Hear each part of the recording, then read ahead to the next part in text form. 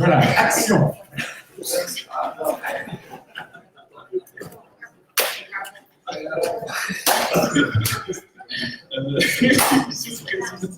Monsieur Lecheval, il y a quelque chose de magique avec les fêtes de fin d'année, car elles offrent l'opportunité de terminer l'année en beauté et de passer du temps avec sa famille.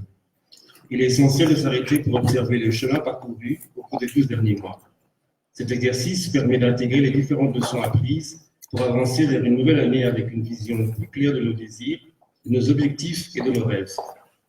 Le 13 et 14 décembre dernier, en collaboration avec le bourgmestre de Saint-Josse, les ruines du tourisme et les associations de commerçants toulousains, vous avez procédé respectivement à l'ouverture du Winter Time à la place Saint-Josse, ainsi qu'à la grande parade lumineuse du théâtre Toll à la place Roger. Je souhaiterais dès lors vous poser les questions suivantes. De quelle manière évaluez-vous ces initiatives? Sont-elles susceptibles d'être réitérées en décembre 2020? Pourriez-vous donner un aperçu complet et clair de la plus-value en faveur des commerçants de la commune de Saint-Josse? Je vous remercie pour vos réponses.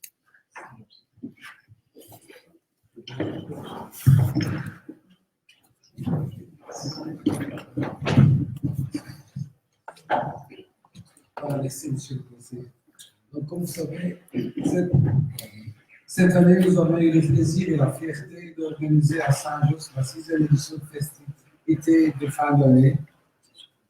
Pour l'inauguration a eu lieu le soir de vendredi 13 décembre à la place Saint-Josse. Pour cette occasion, nous avons institué cet événement de Winter Time.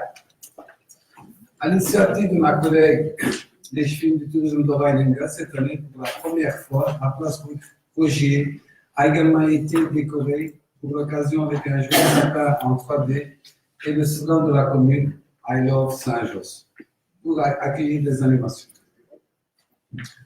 Un groupe de gospel suivi par 2 acrobates habiles ont animé la place Roger avant de passer le relais à la parade magique du fameux théâtre Toll, qui a relié la place Roger à la place Saint-Josse, où nos chalets ont accueilli comme chaque année des commerçants qui ont eu l'occasion de mettre avant leurs produits.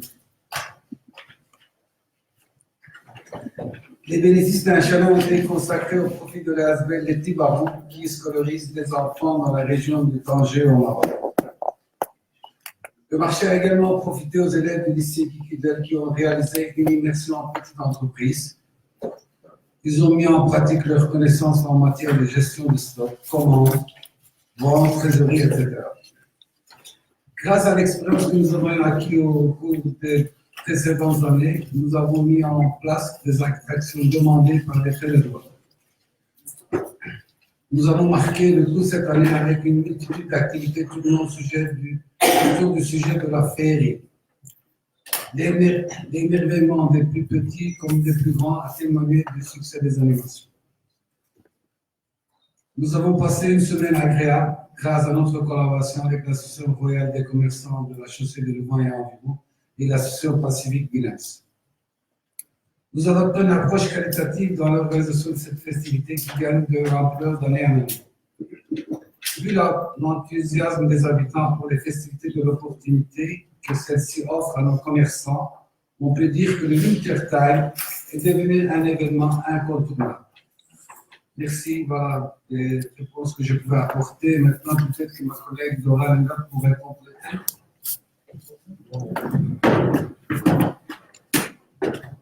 Le cheval l'a bien dit.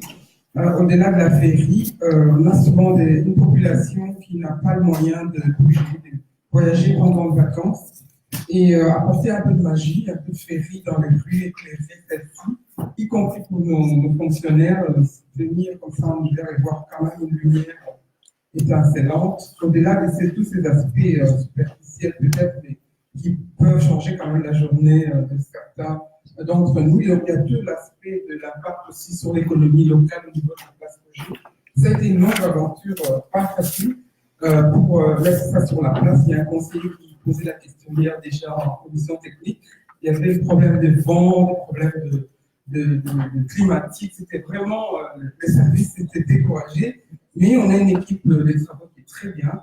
Et avec les bourgmestres, jusqu'aux heures tardives, on a suivi le montage d'étape par étape de toute cette artillerie que vous avez vue par après. Donc, je pense que les commerces autour nous ont remerciés, nous ont téléphoné, que ce soit les cafés pas loin, donc on ne peut pas citer la marque, qui ont fait des cafés, qui a eu plus de clients. On a eu tout le brand management, comme on appelle le nom, qui consiste donc à créer une identité qui a permis de faire parler des Saint-Josse au-delà des frontières. Il suffisait de faire des hashtags, de passer dans les réseaux sociaux pour voir le nombre de selfies pris sur notre place et l'effet de prépositionner le GSM permettait aux gens qui se trouvent au-delà de Saint-Josse en Europe, même au-delà, de trouver Saint-Josse, d'aller voir c'est quoi Saint-Josse, c'est qui Saint-Josse, pourquoi il y a Saint-Josse. Donc ça a permis quand même un déploiement marketing très intéressant, mais aussi au niveau de la population, un sentiment d'appartenance à, je vois des marques, mais à ces logos de Saint-Josse, à Saint-Josse. Et ça, c'était magique et beau à remarquer. Voilà.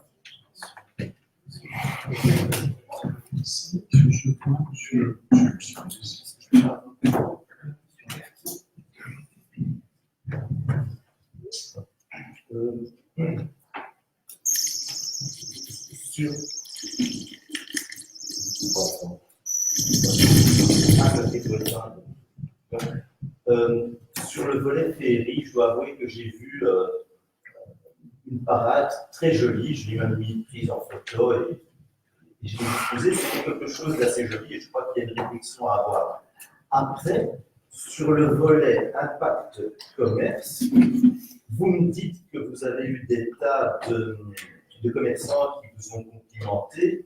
Donc, je serais heureux d'avoir des copies des mails et des courriers qu'ils vous ont envoyés pour pouvoir les diffuser. Donc, si vous pouvez me mettre à disposition, ben voilà, c'est quelque chose qui m'encouragera à vous soutenir dans le futur.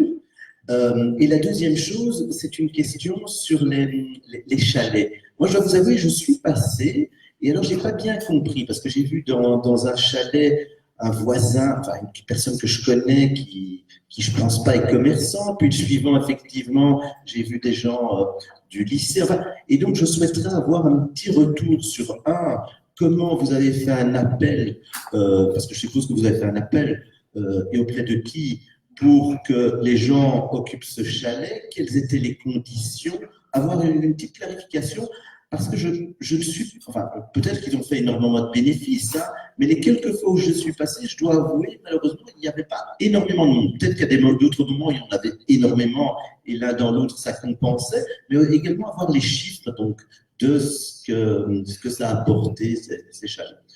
Je suppose que vous n'avez pas les chiffres ici, mais je vous enverrai une question écrite, comme ça vous pourrez me les communiquer. Et Madame Lunga, ces courriers, si vous les avez, je serais curieux de les lire. Je vous remercie. Bien, il commence fort. Allez, et une demande surprenante de la part de réponse.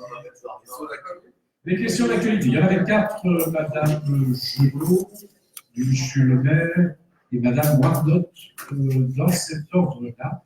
Madame Gelot, il y a un micro qui vient vers vous. Voilà, allez-y. Merci. Je voulais revenir sur la question du courrier que nous avons reçu le 3 janvier concernant le lycée d'Icudel.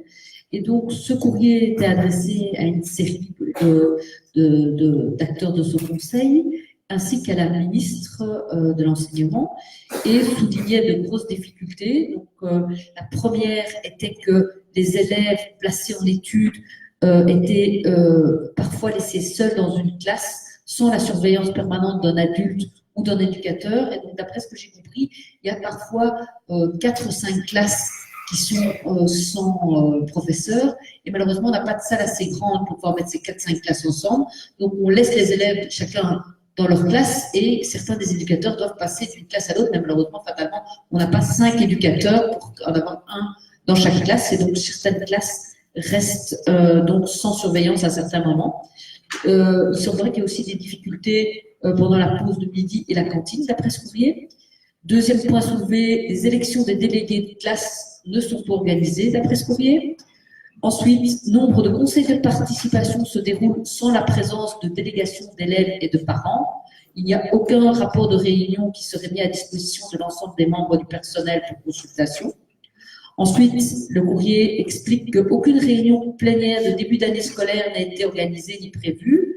Les aspects du plan de pilotage, et vous vous rappelez qu'on s'était réjoui de la dynamique qui avait été lancée après les années de difficultés du lycée et du plan de pilotage qui essayait de remettre les choses sur pied. Et là, le courrier dit les aspects du plan de pilotage ne sont pas abordés et le rythme d'application des mesures du pacte pour un enseignement d'excellence inexistant. Ensuite, le courrier aborde l'hygiène des toilettes des élèves et des enseignants est à déplorer. Aucun matériel n'est mis à disposition pour savonner les mains ni les sécher. Mais là, il paraît que le lendemain du courrier, du matériel a été apporté. Donc, ce problème, semblerait-il, va déjà mieux. Aucun conseil de classe à caractère pédagogique n'a été organisé jusqu'à présent. Seuls les conseils d'orientation l'ont été début novembre. Selon l'agenda du lycée, les premiers conseils de classe seraient seulement programmés fin février 2020. Ensuite, il soulève la question du système de sécurité incendie que nous avons déjà discuté dans ce conseil à de multiples reprises. Donc, le système de sécurité incendie aurait été désactivé. Certains disent même qu'on avait vraiment coupé les fils. J'espère que ce n'est pas vrai pendant les travaux et qu'à ce jour, donc, il n'y aurait aucune prévention adéquate par rapport au fonctionnement actuel. Ensuite, en novembre dernier, donc, le choix aurait été fait d'organiser une classe supplémentaire en troisième travaux de bureau, donc parce qu'il y avait une grande demande des élèves, donc voilà.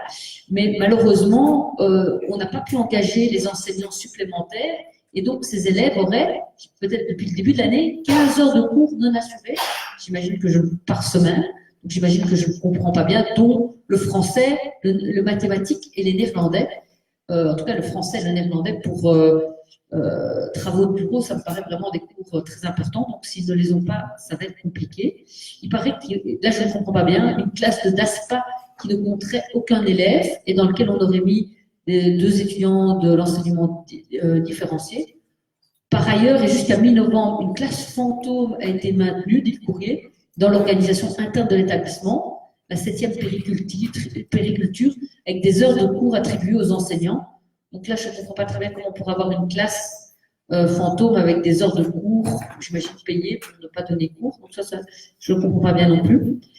Ensuite, il paraît que les numéros de téléphone et de fax qui sont dans les journaux de classe ne fonctionnent pas et qu'il n'y aurait d'ailleurs aucune ligne fixe qui fonctionnerait.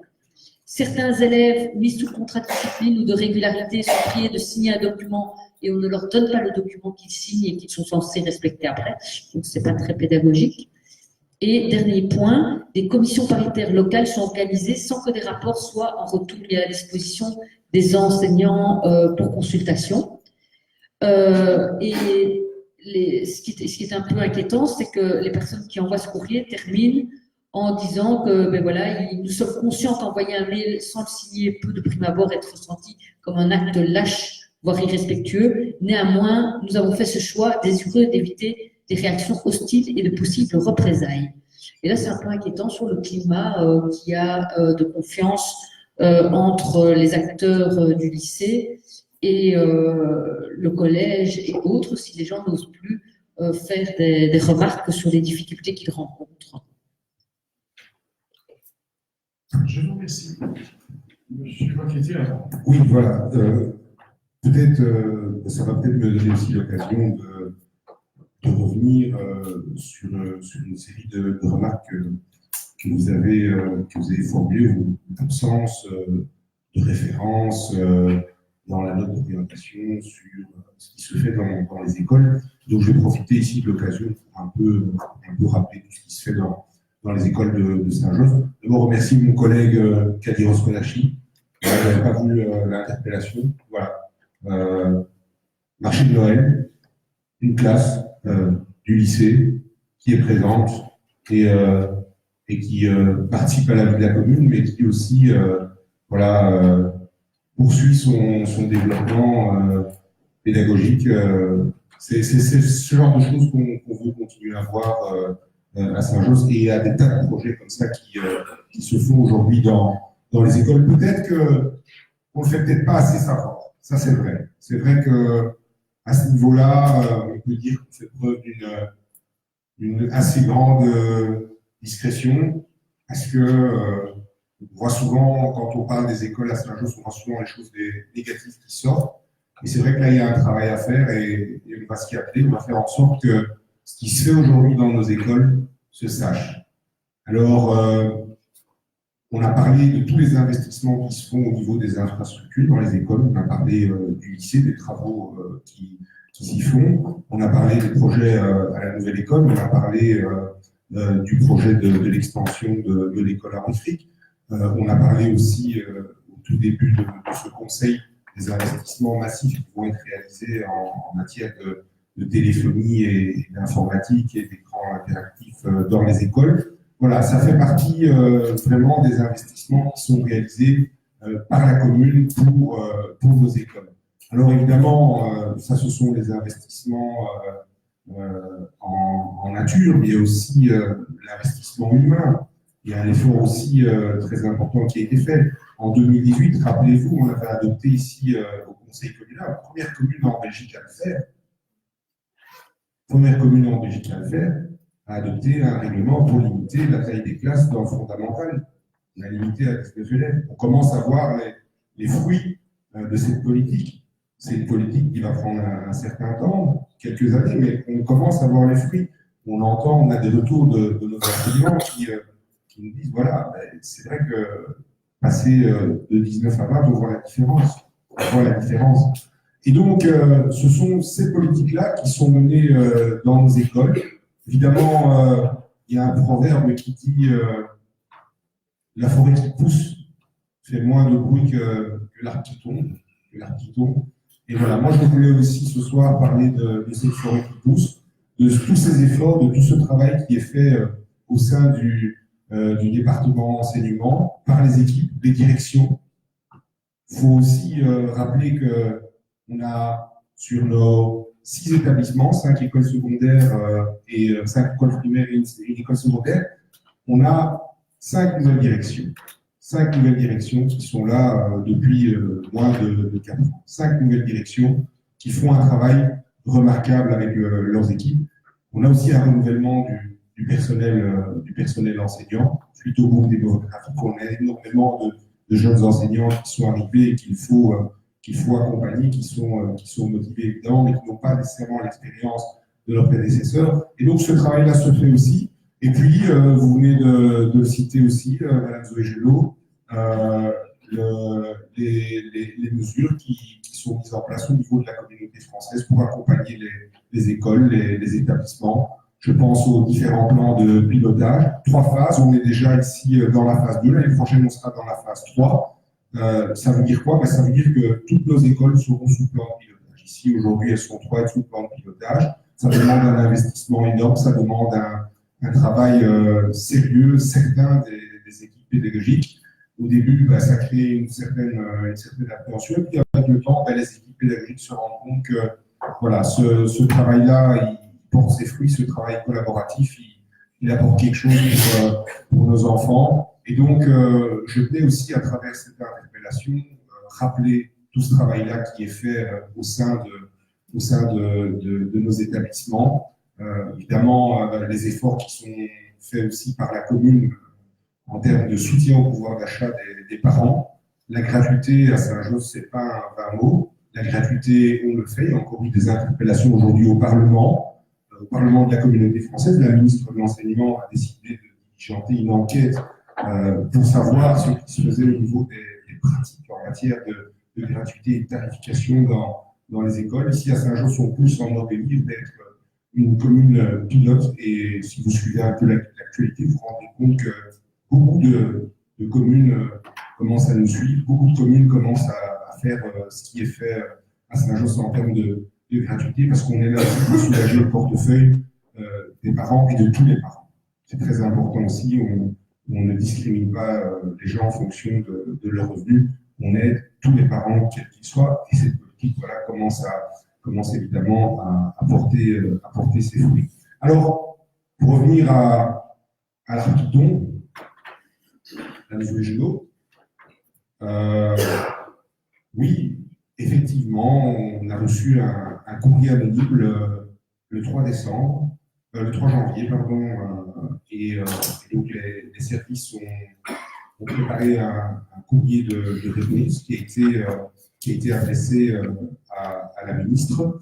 C'est vrai que ce courrier a été adressé à une série de personnes, à une partie du conseil communal. Je note, Madame Zoé Genot, que par la suite, vous avez eu un suivi vous avez eu un retour de ce qui se fait, de ce qui s'est fait dans l'école suite à ce courrier. Ben oui, voilà, on n'est pas non plus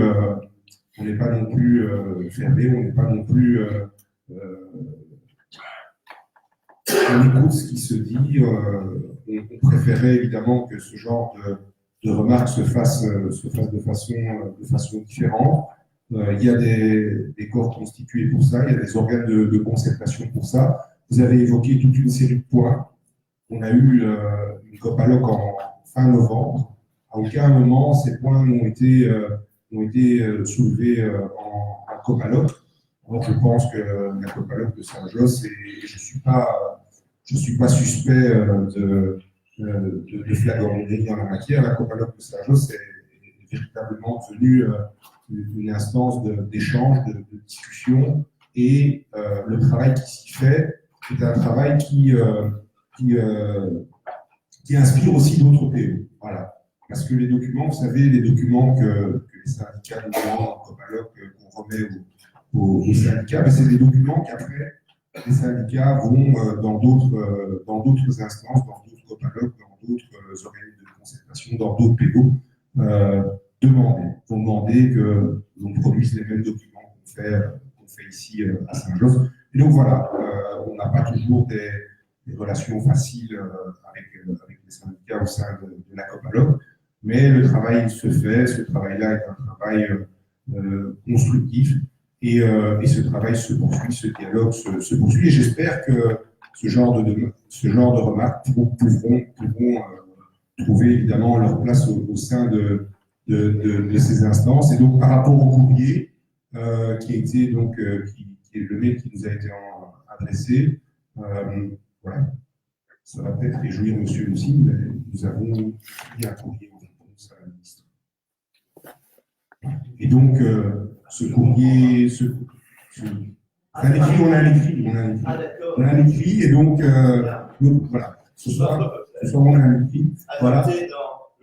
Voilà, et donc moi je propose, monsieur le secrétaire communal, pour ne pas répondre point par point, mais moi je propose qu'on mette ce courrier à disposition des membres de l'opposition qui souhaitent venir consulter les réponses qui ont été données par l'administration à ces différents membres. Voilà. Merci beaucoup, monsieur.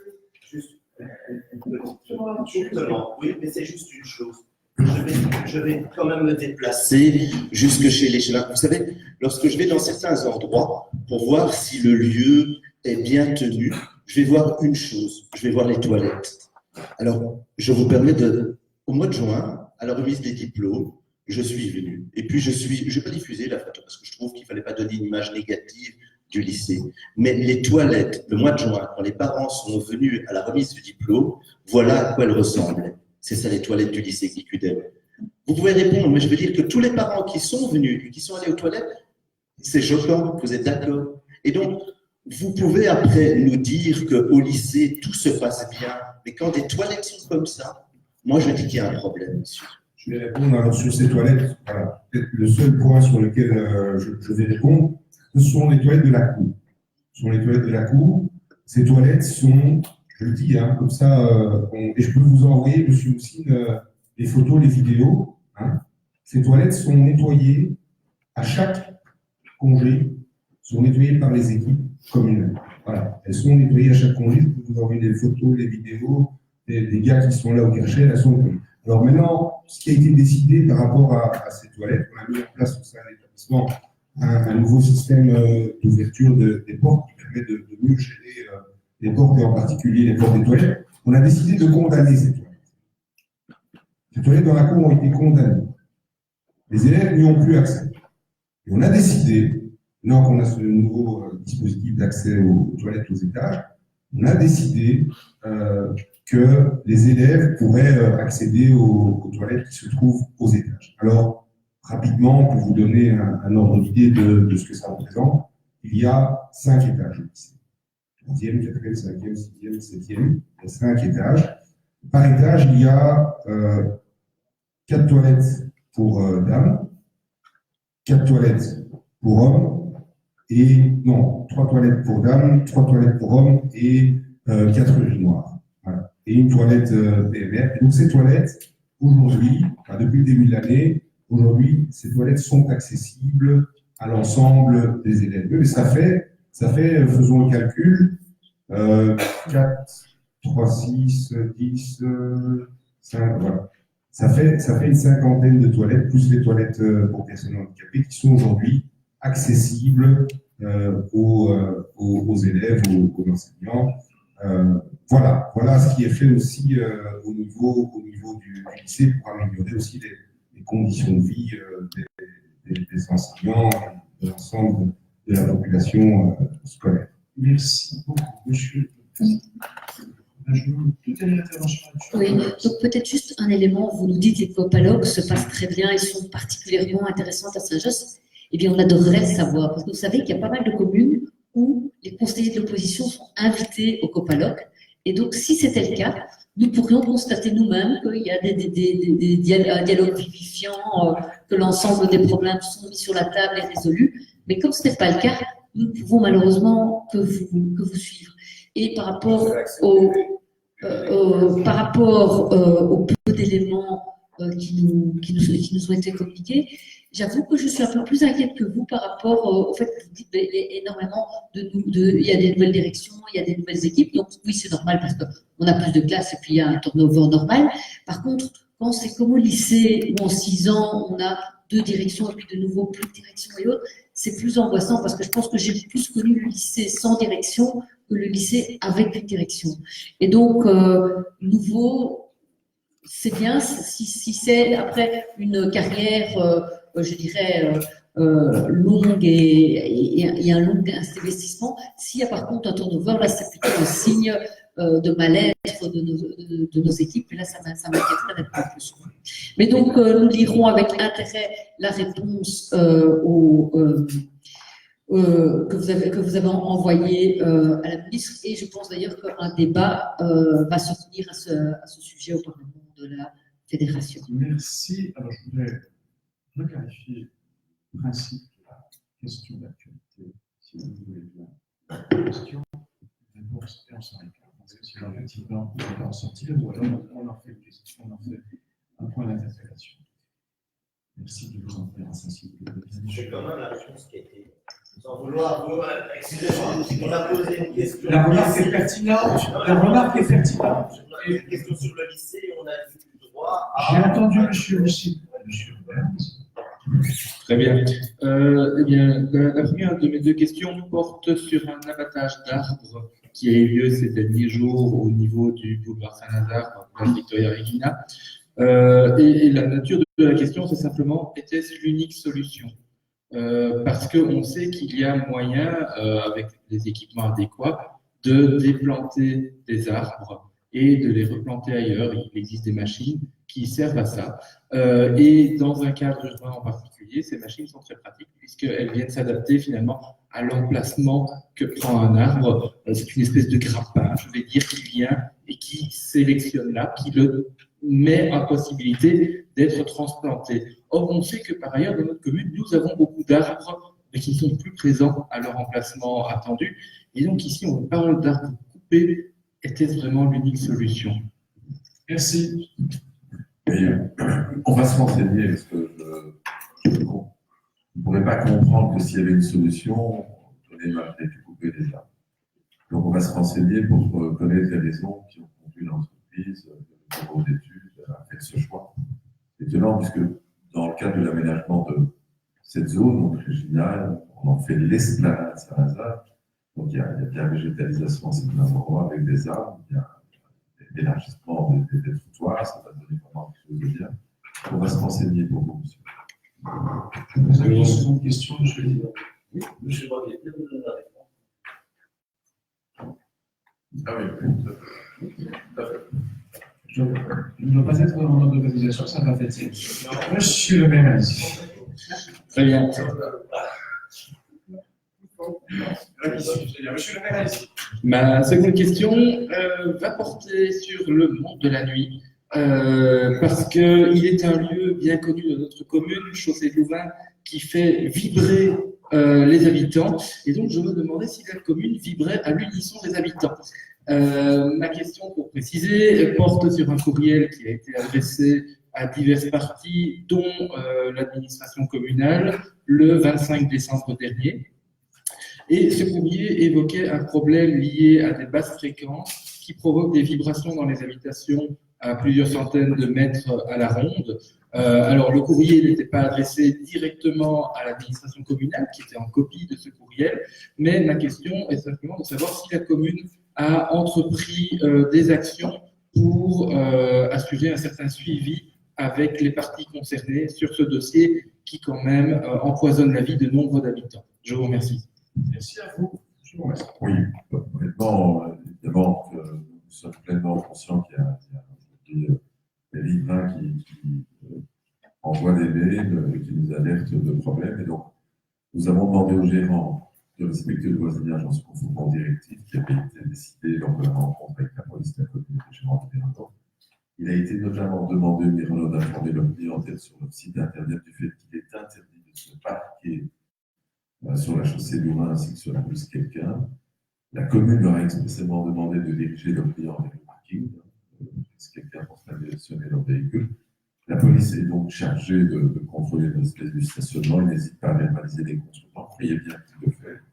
Mais la police préconise de séparer plus clairement la moitié du trottoir, de simplifier les poteaux de signalisation et de demander de mettre en œuvre d'autres mesures en parallèle, telles que de potelets ou d'autres moyens permettant de mieux délimiter la rue et le trottoir, ainsi les véhicules.